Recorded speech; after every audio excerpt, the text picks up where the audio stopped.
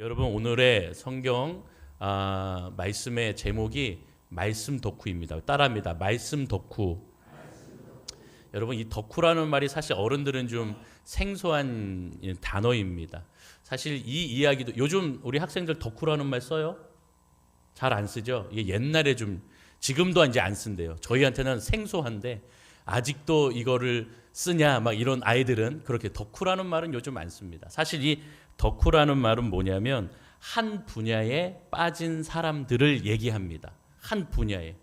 그러니까 우리 세대와 이 어르신들과 우리 장년들이 좀 이해하기로는 팬, 내가 누구의 팬. 예, 우리 임영웅 팬들 여기 많으시죠? 임영웅 팬, 조용필 팬, 뭐 이렇게 하면서 팬 혹은 마니아 혹은 매니아 이렇게 얘기하죠. 그러니까 비슷한 말입니다. 근데 우리 젊은 사람들은 예전에 이제 덕후라는 말을 썼고, 그래서 막 이런 덕후라고 해서 누구 한 연예인을 좋아하고 또 어떤 자기가 좋아하는 분야에 이렇게 열심히 이렇게 여러 가지를 모은다거나 또 거기에 대한 관련된 물품을 수집한다거나 이거를 좀 이렇게 덕질이라고 합니다. 그래서 여러분 막 나이가 들어도 작년이 되어도 이찬원이가 좋고 임영웅이가 좋아서 거기 굿즈들을 막 사잖아요. 응원봉 사고 막 소리 지르고 하는 그러한 굿즈들 이걸 이렇게 모으는 거. 그래서 이걸 덕질이라고 하는데요. 여러분 이렇게 어떠한 한 분야에 깊이 파고들고 팬 활동, 마니아 활동 이런 것들을 하는 사람들을 일컬어 덕후라고 하는 것이죠. 오늘 말씀에 베레아라는 사람들이 나옵니다. 오늘 이 사람들은요 말씀을 깊이 상고하였다라고 하죠. 그래서 저는 이들을 보면서 말씀 덕후구나, 성경 덕후구나 이런 생각을 하게 되었죠. 그래서 우리 온 세대가 함께 예배드리는 데에 뭔가 좀 같이 좀 이해하고 또 좀 생각하는 그런 의미에서 말씀 덕후가 되자. 우리 모두 말씀에 빠진 사람들, 성경에 빠진 사람들, 그렇게 말씀으로 주님 앞에 일어서는 자들이 되기를 주님의 이름으로 축원합니다. 여러분 오늘 말씀에 보면 예수님 덕후가 있었어요. 다시 얘기하면 사도 바울과 실라라는 둘이 함께 동역하면서 이제 전도 여행을 떠났습니다. 자, 그런데 오늘 본문에 나오는 베레아 전에 데살로니가라는 지역에서 열심히 복음을 전했어요. 그런데 거기에 있는 사람들 중에 이 말씀을 믿는 사람도 있었지만 특별히 유대인이라고 하는 사람들은요 예수님을 믿지 않고 또 이 복음을 거부하였습니다. 그런데 그냥 안 믿으면 될 것인데 이 말씀을 믿지 않는 것에서 더 나아가서 이 바울과 실라를 가만두면 안 되겠다. 이들을 우리가 좀 고소하고 좀 이렇게 법기관에 좀 이야기해서 좀 본때를 보여주자라는 그러한 마음을 갖고요. 이 바울과 실라를 찾으러 다녔습니다. 여러분 바울과 실라는 당시 야손이라는 사람의 집에 머무르고 있었는데 이 야손의 집에 이 유대인들이 들이닥치게 됩니다. 그런데 바울과 실라는 다행히 그곳에 있지 않았어요. 오히려 이 야손을 붙들고 이제 그 법 집행하는 자들에게 이야기했죠. 이 사람이 이 바울과 실라를 이렇게 감추어 주었고 또 동요하였던 그런 사람이다. 그래서 오히려 좀 억울하게 이 야손이 좀 잡혀갔죠. 그래서 좀 보석금을 내고 나중에 나왔습니다. 어떤 이러한 이야기가 자꾸 이렇게 주변에 믿는 사람들에 의하여서 퍼지게 되니 바울과 실라를 좀 피신시켜야겠다라는 생각이 들어서 여기에 있지 말고 다른 곳으로 좀 가십시오라고 얘기한 것이죠. 그래서 피한 곳이 오늘 말씀에 나오는 베레아 지역입니다. 제가 지도를 좀 준비했는데요. 우리 지도를 좀 보여주시죠. 제가 이렇게 동그라미를 쳐놨습니다. 색깔로. 여러분 그래서 위에 보시면 데살로니가가 보이시죠? 그리고 거기서 조금 내려오면 베레아라는 지역이 있습니다. 이 데살로니가와 베레아의 거리는 약 70km에서 80km 정도 된다고 합니다. 그래서 일반 성인이 걸을 때 한 3일 정도 걸어가는 거리라는 것이죠. 그래서 바울과 실라가 데살로니가에서 베레아로 지금 피신하게 되었던 것이죠. 그래서 한 3일 정도 길을 걸어서 베레아에 지금 이렇게 피신해 왔던 것이죠. 자, 이제 내려주시고, 자, 그래서 이 베레아에서 어떻게 하였습니까? 이들이 그냥 숨어 있었습니까? 아니죠. 여기서도 예수님을 전하였죠. 예, 예수님 덕후이니까, 말씀 덕후이니까 이들은요 그냥 거기에 그치지 않고 말씀과 복음을 계속 전했습니다. 여러분, 전했을 때에 이 베레아 사람들이 하나님의 말씀을 상고하였다. 상고는 깊이 연구하였고 깊이 묵상하였다라는 의미예요. 자, 그래서 베레아 사람들이 이 말씀 덕후가 된 거죠. 여러분, 그런데 우리도 역시 이 복음에 덕후가 되고 말씀에 빠지는 사람들이 되기 위해서 이러한 베레아 사람들의 이러한 인품, 성품, 특징들을 좀 살펴볼 필요가 있습니다. 오늘 두 가지로 좀 볼 거예요.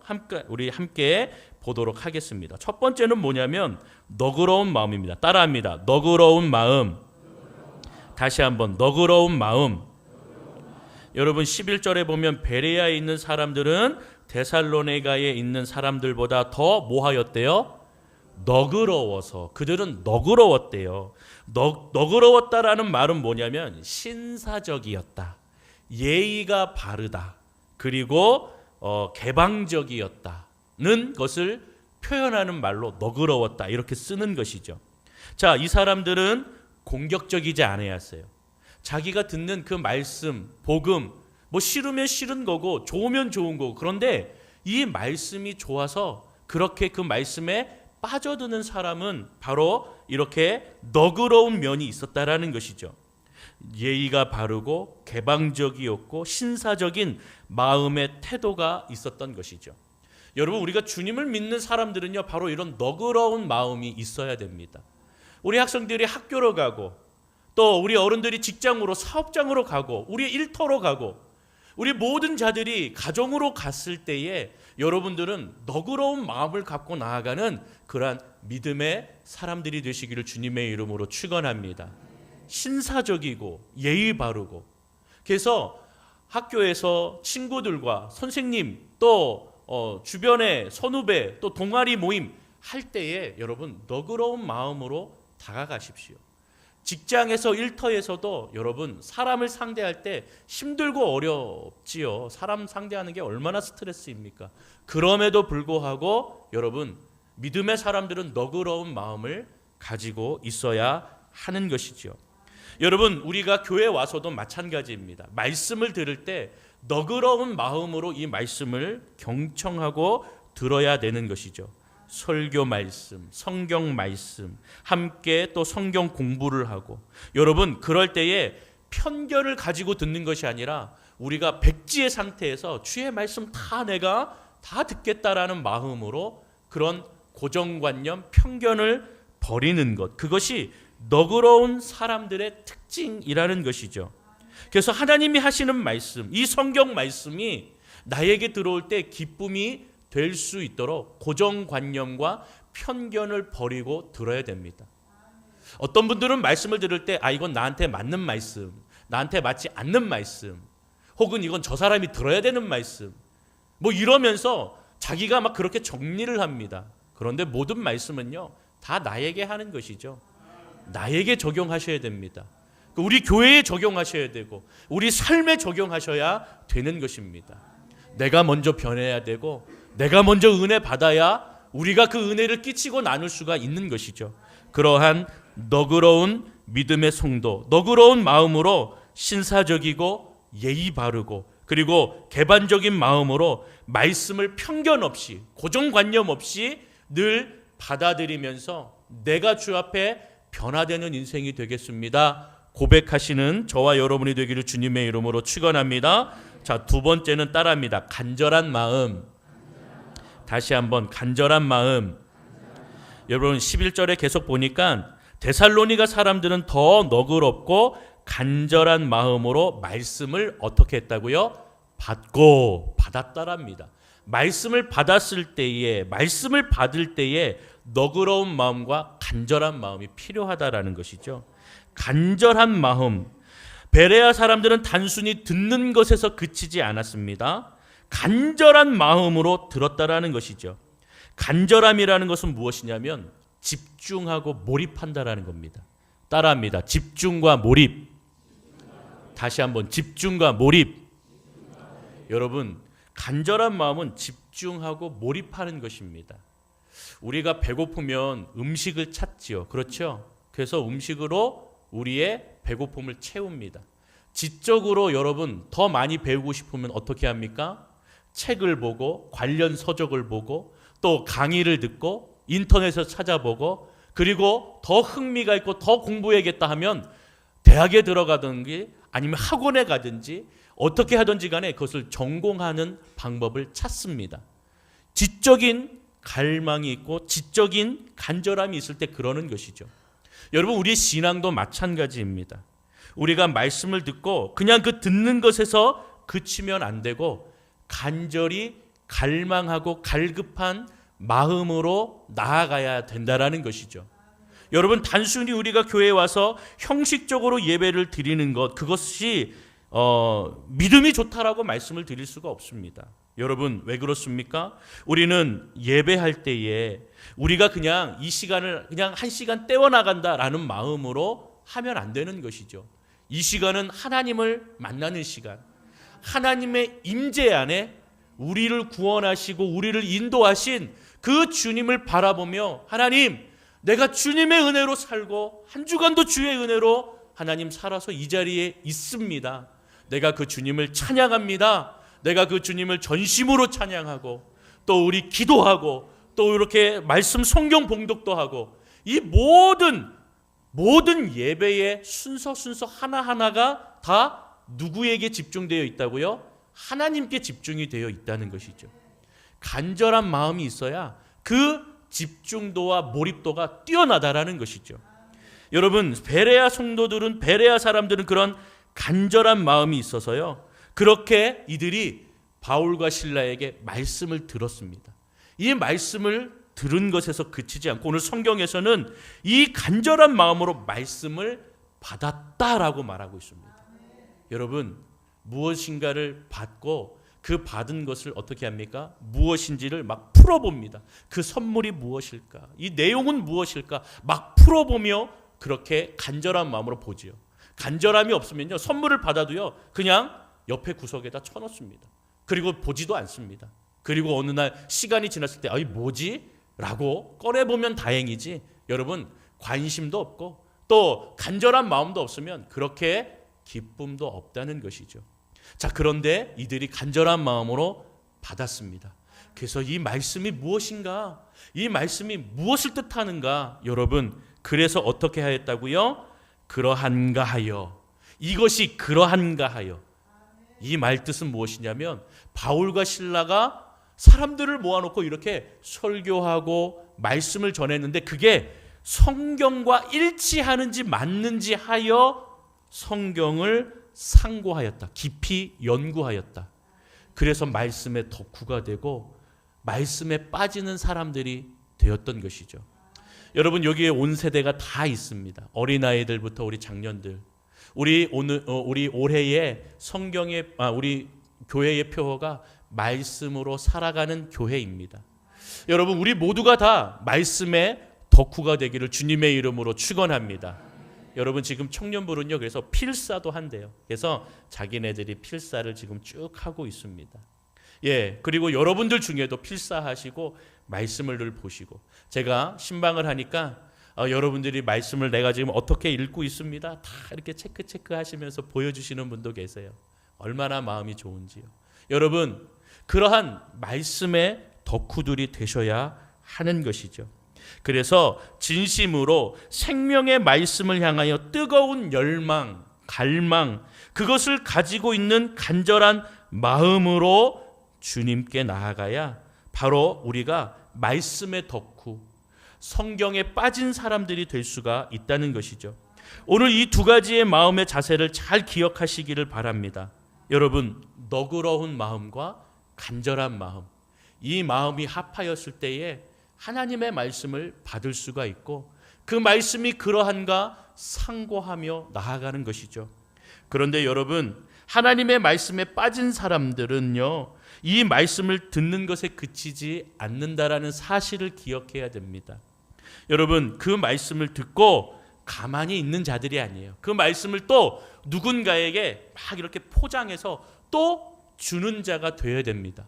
바울과 실라가 결국에 말씀에 빠진 자들 덕후가 되어서 예수님 덕후가 되었거든요. 그래서 어디를 가나 예수님을 전하였다. 복음을 전하였던 것입니다. 여러분, 데살로니가에서 그렇게 사람들에게 호되게 혼나고 또 사람들이 복음 좀 전하지 말라고 막 그렇게 할 때에 위축이 되어서요, 다른 데 가서는요 잘 못 전합니다. 또 이런 일 당하면 어떡하지? 또 모함 당하고 또 사람들이 소동을 일으켜서 이제 감옥이 아니라 정말로 나 이렇게 매를 맞거나 사람들한테 둘러싸여서 이렇게 큰일 당하면 어떡하지? 그래서요, 그 겁과 두려움 때문에 복음 전하는 게 쉽지가 않습니다. 그러나 바울과 실라는요, 그치지 않고 베레아에 와서도 어떻게 했다고요? 복음을 전하는 그러한 예수님 덕후가 되었다라는 것이죠. 말씀의 덕후가 된다면 복음의 덕후가 되고, 복음의 덕후가 된다면 그 다음에 이것을 전하는 예수님 덕후, 예수님에 빠진 사람들이 될 수 있는 것입니다. 여러분, 결국 오늘 말씀해 보니까 그 중에 믿는 사람이 많고 헬라의 귀부인 남자가 적지 않았다.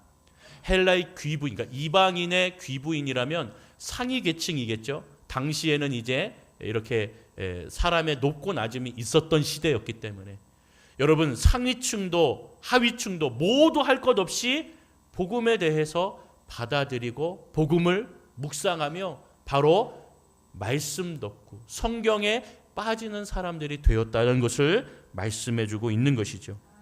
사랑하는 우리 온 세대 여러분, 성경을 묵상하고 상고하는 사람들은 읽는 것에서 그치지 않고요, 성경 말씀, 이 복음을 전하는 자들이 되는 것입니다.